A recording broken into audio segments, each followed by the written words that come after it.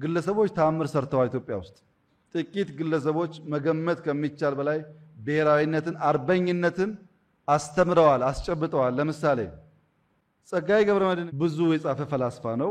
ግን ጴጥሮስን በሚመለከት ያችን ሰዓት ብሎ የጻፈው በኋላም ቲያትር የሆነው ጴጥሮስ ለኢትዮጵያ ፍሪደም ተገለዋል ከሚለው ታሪክ በላይ ምስል በሚመስል መንገድ በሚያሳይ መንገድ ያንን ጀብድ ያንን ጀግንነት አጉልቶ ያሳየው ጸጋዬ ገብረመድኅን ነው።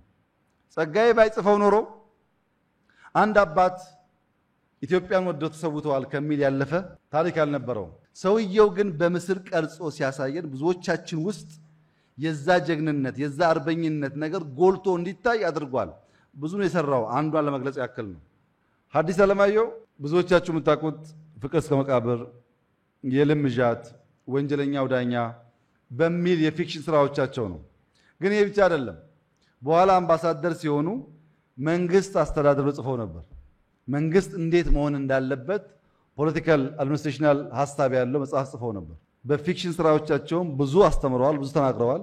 ከዛም አልፈው የመንግስት ቅርጽ ምን መሆን እንዳለበት በጽሁፍ አስቀምጠዋል። አርበኛ ናቸው። ብቻቸውን አንድ ሰው አሁን ካሉት ችግር ጨማቂና ውጊያ ጨማቂ ተናጋሪዎች አንጻር ስታዩ በጣም የጎላ ስብዕና አላቸው።